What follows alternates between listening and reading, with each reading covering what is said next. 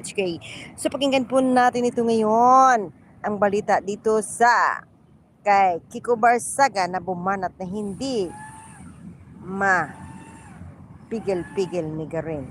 Ito kasi si Kiko Barzaga. But before yan, don't forget to subscribe, like, and share. And comments below. So ito kasi si Kiko Barzaga, ito ay isang congressman sa Pilipinas wherein napakatapang niya at isa pala itong reserve na military. So si Kiko Barzaga ngayon ay isang congressman na napakabata pa 26 years old, no? Na gustong mapatalsik itong si Bongbong Marcos. At siya ito ang mga i-expose sa mga katiwalian dyan sa congressman o sa House of Representatives. So pakinggan po natin ang kanyang speech ngayon kung kaya bang saluin ni Garin. Madam Speaker, next to interpellate the sponsor, I move to recognize the Honorable Francisco Barzaga from the 4th District of Cavite. The Honorable Barzaga is recognized. Okay, good evening, Madam Speaker. Good evening to our sponsor. May I ask first, how much is the 2025 budget that was passed last year, and how much is your proposed budget for this year, or next year? If you are asking for the budget for 2026, it's 2,714,679. Your Honor. Down. So Sit. 2,714 million, am I correct? Yes, Your Honor. That is, how much of an increase is that relative to the 2025 budget that was passed? That is 20% less, Your Honor. 20% less. So that means the budget that was passed in 2025 is around 3 billion. Is that correct? Yes, Your Honor. Okay. So 2.7 billion is a lot of taxpayer money. Can you please explain to the audience what exactly the PCO, can you provide a brief explanation to the audience of what are the tasks of the PCO?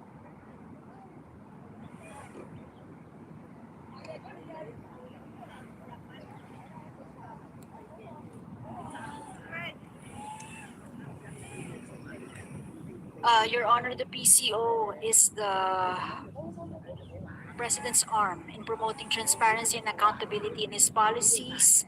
As Hello, well as thank you for the likes. They serve as the window to show his most important future plans. Hello, Nabi Kid. Good morning. They ensure that all regions in the country have access to commercial media, and they provide the vital information for all the help the public can get for the government's policy. Thank you for my 20 viewers. So do you purely, Can you please like? Is it purely for domestic or also for international purposes? Oh, where are you, For Nabi? both, Your Honor. For both. Okay, and as you previously mentioned in one of the previous interpellators, How old there are you? is a need for the budget due to ASEAN. What exactly will you be doing there? We are gunning for a seat, a non-permanent seat, because How are you? Where are you from? Security Council seat, we could gain substantial influence by participating directly in decision making in pressing global issues.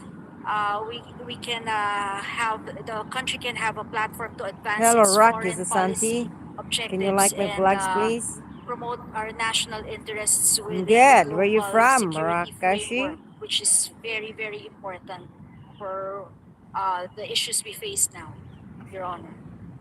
So the purpose of it is for the UN Security Council seat. Will it be done through ASEAN? No, magkaiba yun, Your Honor. I'm good. Where are you Of course, from? we will use the ASEAN, of course, to put us in a good light, in a way, to justify, of course, if we are put in a good light, it is in a form of like a public relations, so we can showcase to the world why we should be nominated, elected for a seat in the UN Council, Your Honor. So the ASEAN is the necessary initial step in our country's publicity on the international stage, which would lead to a higher chance of getting the UN Security Council seat. No, we have already initiated, affirmed our hosting, our schedule. We are really scheduled to host for the ASEAN for 2026, Your Honor. And on what basis are you stating that hosting the ASEAN would increase our chances of getting a UN Security Council seat? Ayan. Lahat na lang tinatanong sa kanila ni Kiko Barzaga. Halos hindi nila maisagot. Nanonomaypay sila sa pagsagot eh. Sorry, Your Honor, can you repeat your question? On what basis are you assuming that hosting the ASEAN and providing a successful event for the ASEAN would increase our chances of getting a UN Security Council seat?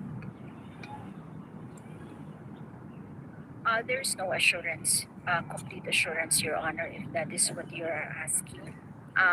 The ASEAN next year is a different one than for our bid for the UN Security Council seat. Just our country in a good light, of course. Hindi naman po maganda na hindi rin po tayo being the host of the ASEAN in May.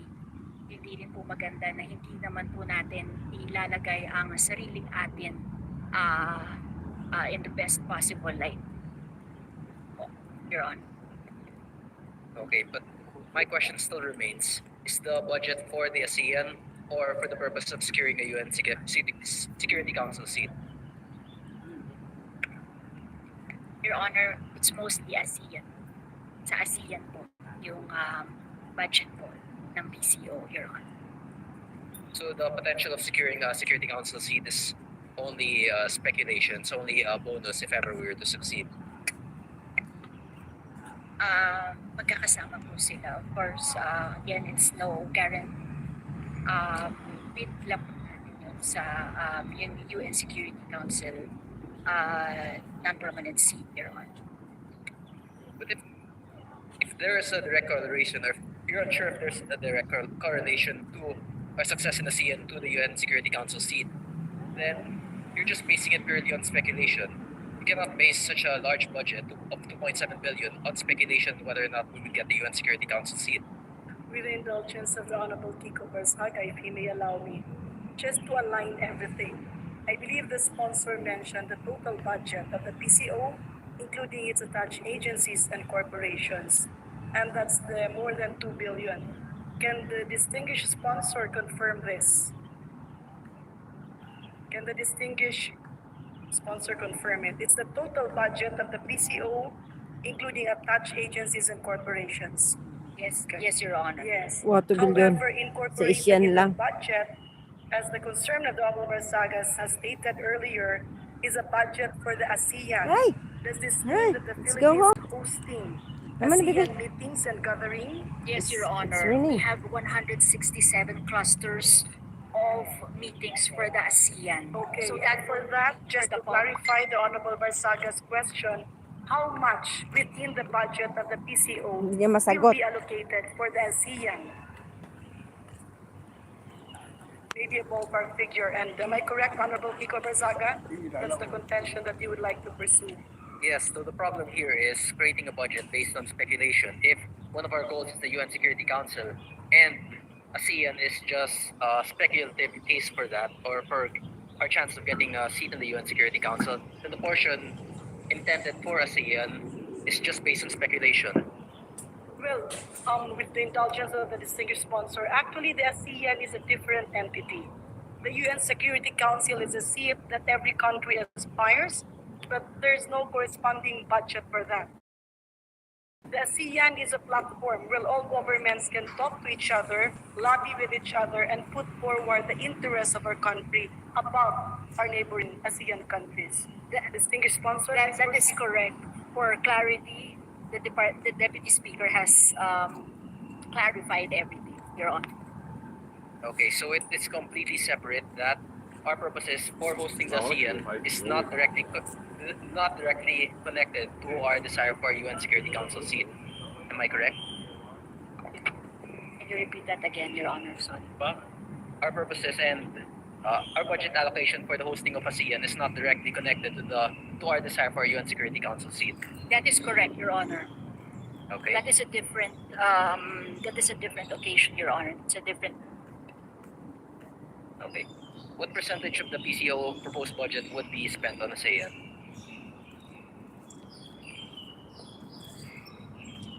Around 600 million for the ASEAN, Your Honor. And what role would the PCO fill for the ASEAN? They will be the primary agency to put our country in the best possible light. They will do the digital content. They will do all the communication in radio, print, billboard, all forms of media. Before, during, and Mission after pa kayo? the ASEAN, Your Honor. Marami nang nagugutom dyan at mamatay sa baha. Primarily, the large percentage of the expenses there would be through advertising. Am I correct? Not entirely, Your Honor.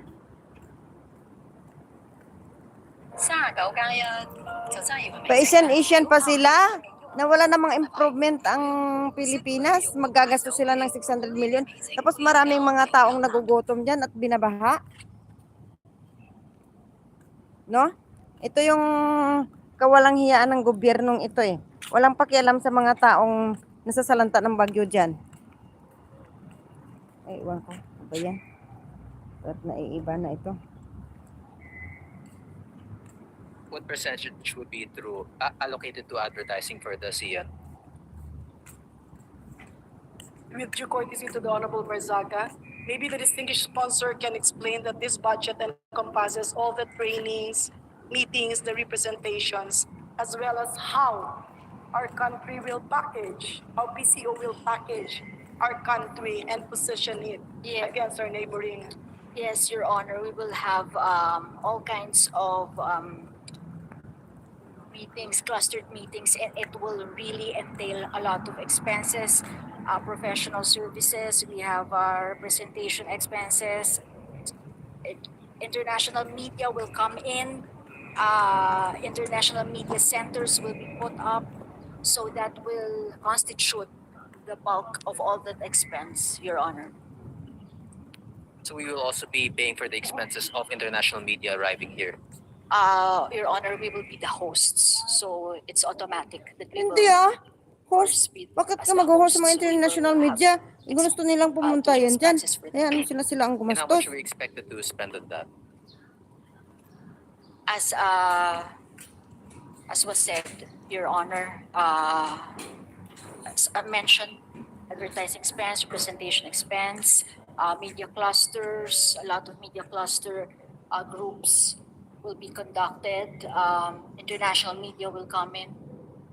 Those kinds of things, Your Honor. Just to clarify, the international media coming in are guests. We don't pay for them, we don't spend for them, but we provide food for them. This is that the For the International Media Center, Deputy Speaker, Your Honor.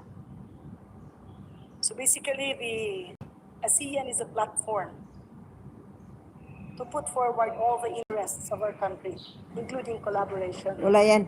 and below the distinguished sponsor. Yes, Your Honor.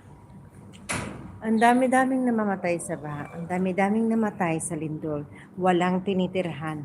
Nakatulog lamang sa highway. Sa tabi ng daan. Tapos ngayon mag-Asian pa kayo. Magbabudget kayo ng 600 million. Hindi nga kayo makapagpagawa ng bahay doon ng mga nasalanta ng bagyo, ng mga nasalanta ng mga earthquake. Ang kapal talaga ng mukha ng administrasyon nila ito ni Bongbong Marcos. Nagpapasikat na lang lagi. Kahit walang nagagawang mabuti sa mga tao.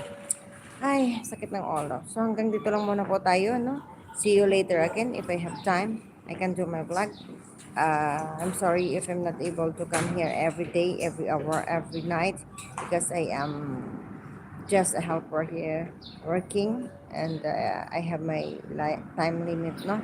So thank you so much for the likes and I hope that you will continue to subscribe to support me so that I can get notifications and soon we can have an earnings and we can help the most indigenous Filipino in the Philippines and some industry animals. Bye-bye, good luck, and God bless. Happy Friday.